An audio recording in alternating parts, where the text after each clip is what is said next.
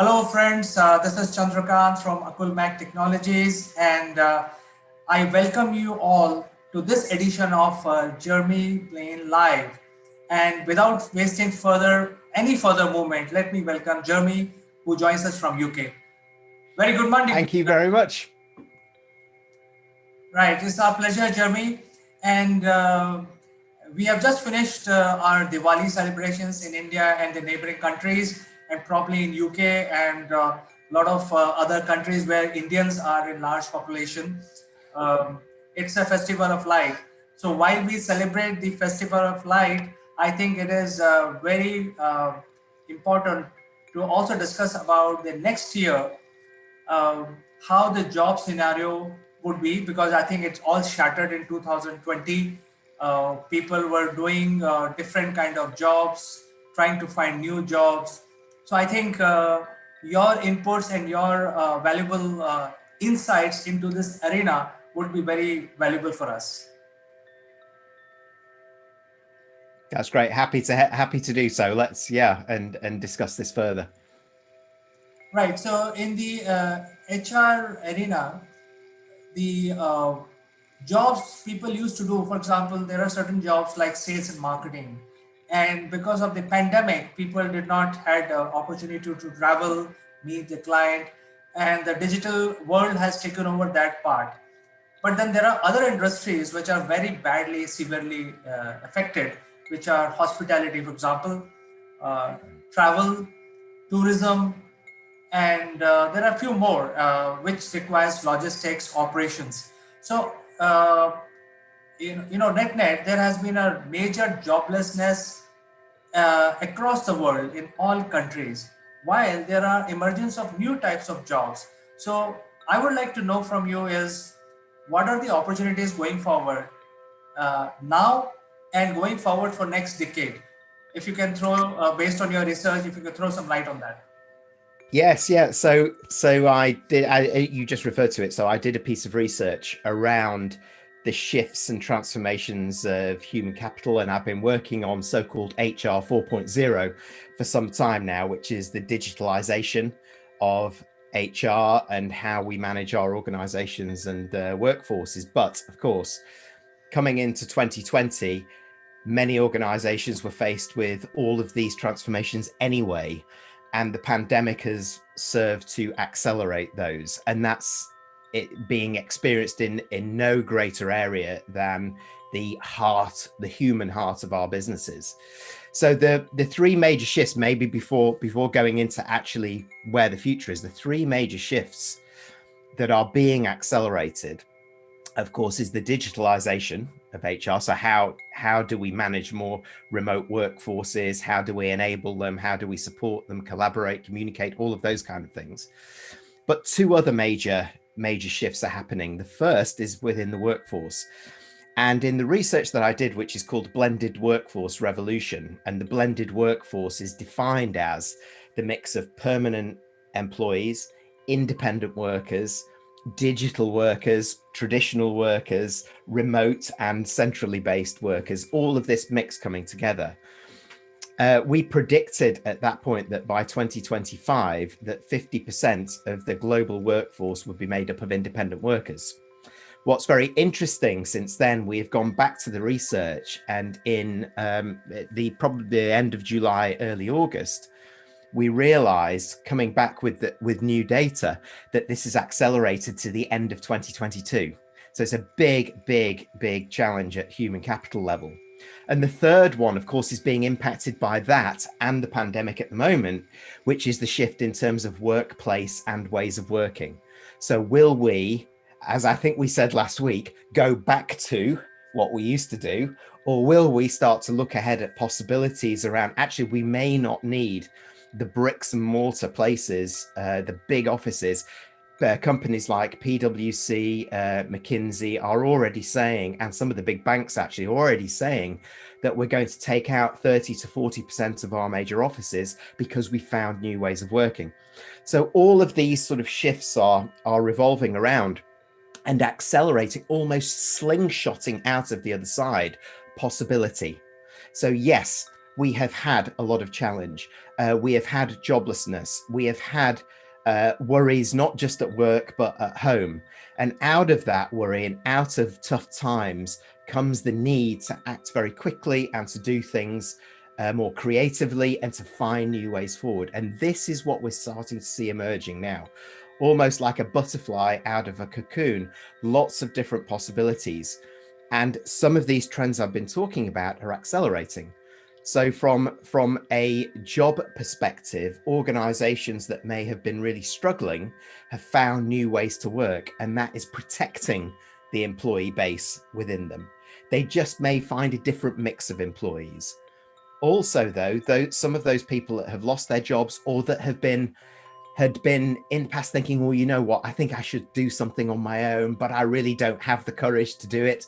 They've been accelerated to do that right now. So we're seeing a growth in that too, which I'll come to a little bit later as well. So we're seeing lots of these things starting to rise, and that will steady over 2021, and we will see that a little bit further. But that will be, for me, the foundation, what I've talked about there, the foundation for the decade ahead, CK. So, as per your research, the new jobs in the digital arena, or rather the jobs which existed in 2019, about 20% of them have moved to digital arena. So, what it takes to get these jobs, how to fill these positions, do you have any insight on that? Well, it's a very good question, actually. If we look at, we're in the fourth industrial revolution right now, so-called digital age. That's biological, physical, digital, all coming together, as we've talked about before. We've seen this transformation before, and some of the things we hear through these transformations and these big changes into the next industrial revolution is that lots of jobs will be lost. People will not be in the rise of automation will take all of our jobs. Robots and AIs coming in. What are we going to do? What we forget is exactly what you just said there, is that job creation is a major output from the shift to a new industrial revolution. But when we go through change, often we're too quick to see the negative and what could happen rather than look at the possibilities. And that's what we're looking at now. The big challenge that I think coming is at human capital level. So we have potentially these new jobs, but what we also have is a talent gap. We also have a will gap. So it's the skill and the will. Some people actually may not be interested in those kind of jobs, but at the same time, those people that are, there is a skills gap that needs to be filled. So how do organizations do that? Well, the way that many are looking at the moment, which explains the rise of the independent workforce, is going to more contingent workers. And they're saying, you know what, actually, we do have these new jobs, let's say, we do have these new needs within the organization. We have needs in even our existing jobs. For example, you mentioned it right at the beginning. We need to change how we sell. We can't just, we may not be able to go and see our customers for 6 months. So we need to master the virtual sell. That is a completely new skill set for many, even traditional salespeople. They still have they can still use the skills that they know, like great questions, handling objections and presenting, but actually managing it in this format takes some nuance. And they need to kind of, if you like, create an edge around the skills that they know and create new skills. So it's not just about the new jobs, it's also about the new knowledge, skills and behaviors that we need to display for the workforce of tomorrow, today. So that's why many organizations are saying, well, we don't have to be too worried about how we fill, in inverted commas, some of these things, because we can actually think differently. And I think this is where organizational design, OD, and HR and human capital management come together and say, we have an opportunity here to relook at how our organizations are structured, how they're managed, and how we manage them. It is not true now to say that we need 100% permanent workforce within our four walls that we work in, or moving forward. We can embrace the rise of the independent workforce. We can embrace a new blended workforce. And therefore, when we're looking to fill some of these skills gaps or some of these potentially short-term roles that we need to get geared up. We can look more at creating great relationships with independent workers. But for me at the moment, that is through things like managed services. It's based on projects. What my argument is that now needs to be formalized, and we need to think about how we embrace independent workers who can really contribute to our business, so that we value them, recognize them, reward them in the right way, and make them feel like they're part of the team as much as being independent workers. So quite a lot really coming in here, but equally, to answer your question, there's so many more solutions now, I feel. Jeremy, I think you make a very interesting proposition about building relationship with the independent workers. Um, but there is a skill gap. In fact, in past few lines, you also mentioned there is a huge skill gap that exists today, because even the experienced workers may find it challenging to shift to digital platform seamlessly, because they may have negotiation skills, but they need eye contact, they need facial reading, and the digital platform does not allow that seamlessly. So there is a huge skill gap that exists. I think the understanding of this skill gap is also fairly widely accepted. The problem is, how do we fill the skill gap? For example, IBM Watson has tied up with a government department in India, and India being very populous country with young population, there is a department for skill development. It offers a free skill development to people who do not have a lot of funds. And 30% of the population in India fit that description. So IBM Watson has tied up with Skill Development Corporation to provide digital skills to whoever wants to get trained on the digital skills. And this is absolutely free. Absolutely free. So, having said that, there are other initiatives across the world as well. Like Microsoft announced spend of $23 million in learning and development, specifically around digital arena. While all these developments are happening, I'm sure a lot of other corporations are investing in this space. There is still going to be skill gap, because by the time this workforce is ready over next 1 year or 2 years, till then, what are your advices to people to, make use of the opportunity which exists today? Actually, there's quite a lot within that, what you're talking about here. There's quite a lot going on which impact the whole. And the way that if we go back to 2008 and we hit the global financial crisis, that was a 10-year crisis, and then there was uncertainty. We came into this new decade with a little bit more hope. We were taking a deep breath. We could get back onto track again. But then the pandemic hits, of course. But within that period, many organizations, when they're looking at transformation, when they're looking at upskilling and so on, it takes budget.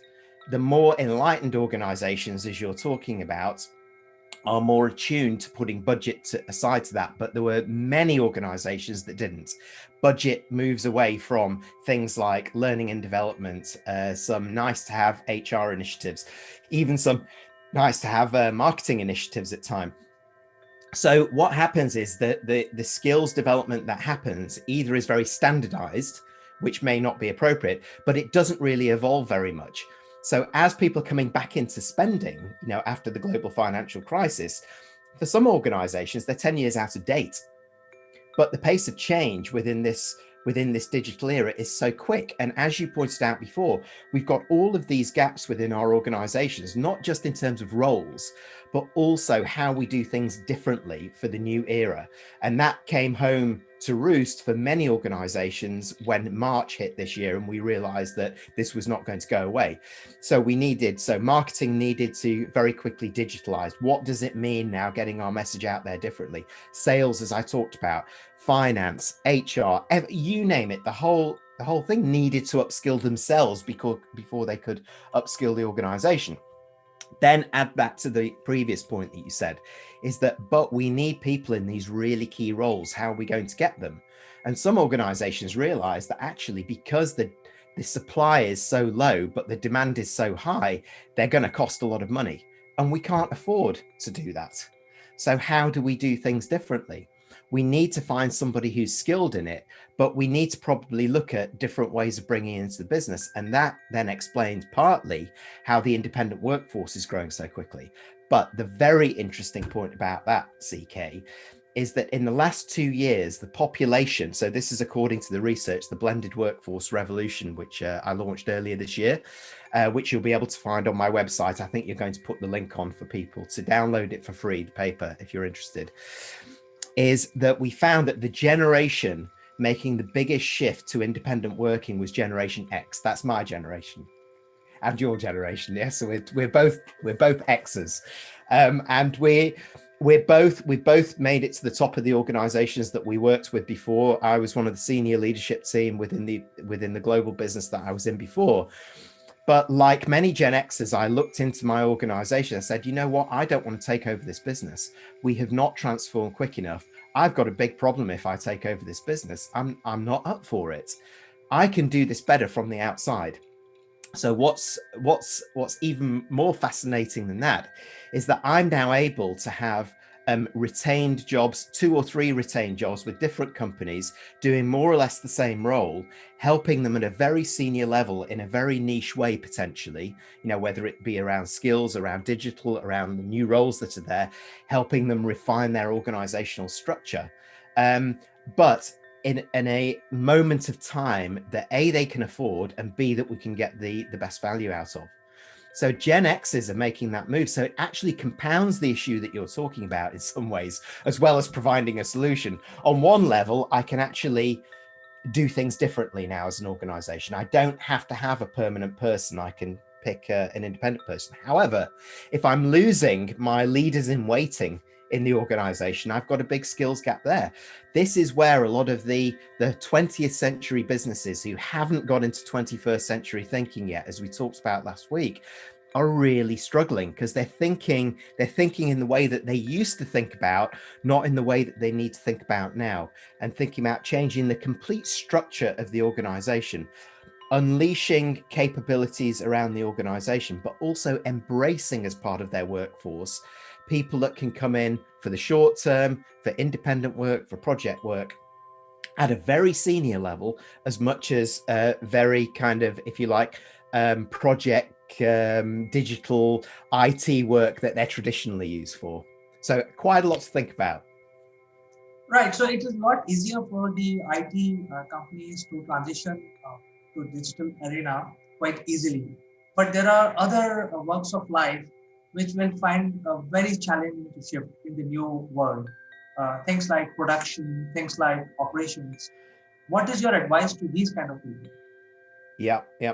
Well, with all of this that I've said here, and the increasing digitalization, and that could be in manufacturing, in supply chain, in logistics, all of these kind of things as well, is that we're still reliant on human touch, whether that's internally with our employees and whether that's with our customers as well. So one of the issues that seems to be arising for the organizations that are still struggling this year is that they've lost sight of the human touch, as they have desperately trying to digitalize, find new processes and ways of working, systems to support the way that they're working in the areas that you're talking about. But the danger is that they've missed the human heart of this as well. So I've just done a new piece of research. It's not released yet, so I can't go into the detail. However, the biggest emerging leadership trait for the decade ahead is human-centered leadership, closely followed by community-centered leadership. And both of these are two sides of the same coin. It's actually looking internally and externally and mobilizing our resources so that they can be part of the solution, rather than isolating these problems that you talk about in some of these really kind of more technical areas to just the leadership of the organization. This is about empowering not just our permanent employees, but it's the independent workers. It's also empowering leadership at all levels, something that we have been talking about for many, many years, so that our employees can be part of the solution, rather than the implementers of the next new idea that has come up from the management or the leadership that says this is where we're going to go. So I think that is a really key component in those kind of areas there. At the same time, as not just implementing digitalization, but actually thinking about how they automate many of these processes and systems. So actually automation, this is the year of automation. Many automation companies have been the answer to many prayers in the areas that you talk about for many organizations globally. And automation, as I say, has come of age, and that will be 2021, where many other organizations are playing catch up, is where they'll focus, that and the human touch. In fact, whatever you say is makes a lot of sense. But there are businesses which are still not started the race. I mean, the catch up will be quite tough for them. Yep. Businesses like schools, media houses, advertising, uh, which can migrate quite easily on the digital platform, but they have not done that. And then there are people who will find it very difficult to migrate, like production and operations. Um, and Jeremy, you are a truly global citizen, and you work with large corporations now, helping them in their journey migrate on the digital arena. Do you have a model which can be utilized by SMEs or startups or even large enterprises, which they can access to? Well, yeah, yes, there are a couple actually that I have, which I feel have been models to create out of the transformational period that we're in. Not something to reinvent that's already there, but actually something that causes a rethink around this. Because you're absolutely right. I do work globally. I work with many industries, and another industry I'll throw in there, which is really suffering at the moment, is the entertainment industry.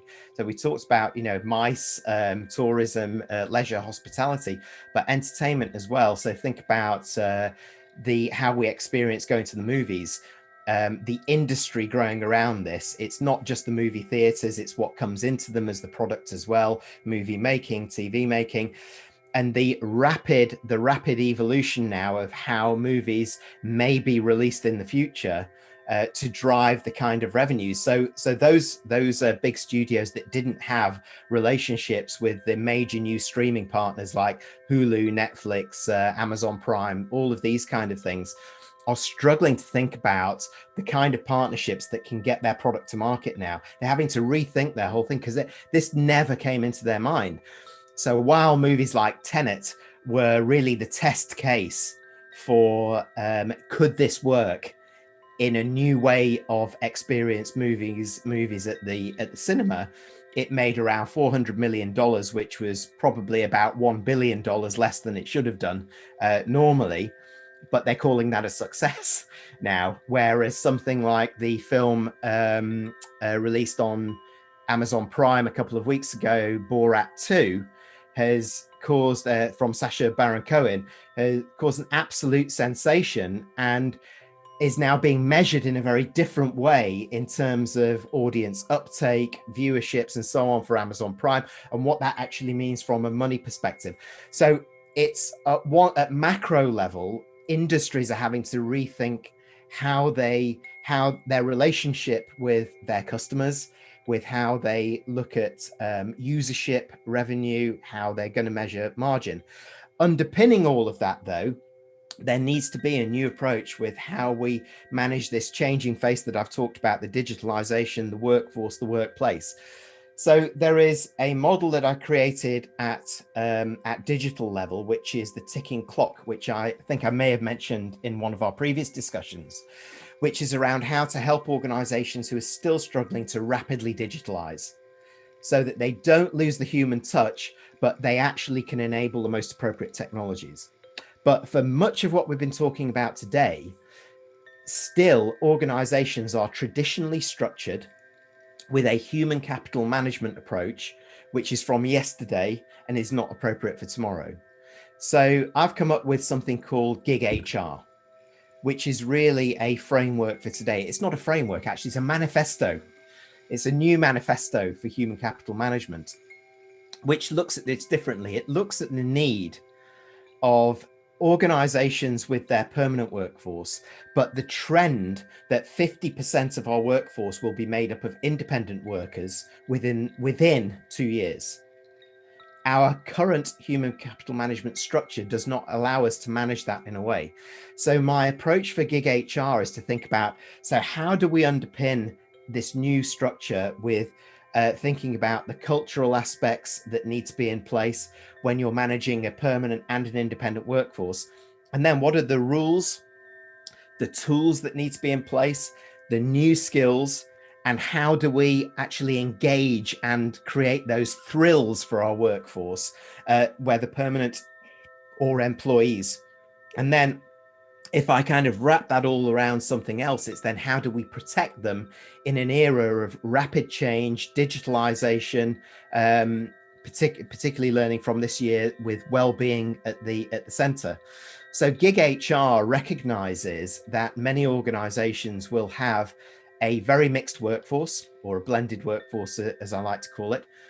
And this is a framework to enable that to be managed, but also challenges organizations who particularly have a 20th century model right now to transform more rapidly so that they're ready for this type of workforce tomorrow. Yes, Jeremy, in fact, this rapid changes in our business arena and how we do basically business with each other, that has forced various governments across the world to also reformulate the policies around the digital world, how to use. And you mentioned media. So there is a new policy which is going to come up to manage the OTT platform, what they can show, what they cannot show, and so on. So I think while you are very graciously sharing your big HR framework, which people can download and use it if they can, but I think there is a lot of handholding required to understand the whole dynamic around it. So, ladies and gentlemen, I am going to urge the viewers of this program that if they need to get in touch with Jeremy to take his advice, to really help you build your organization in a new format, so that they are geared up to do business in 21 and beyond, please reach out to his website, which is mentioned in the messaging box down below, or you can reach out to us and we can connect with you, Jeremy, and you can then take it forward from there. So I think your inputs and your work, which you're doing globally, Jeremy, is very valuable, specifically in the area of HR. And I think this is going to help us, help my company, and also the viewers of this program. Thank you so much. Thank you very much, CK. And we will catch up with you, Jeremy, next week with more compelling business proposition, business topic next week. We will. Thank you. Bye-bye.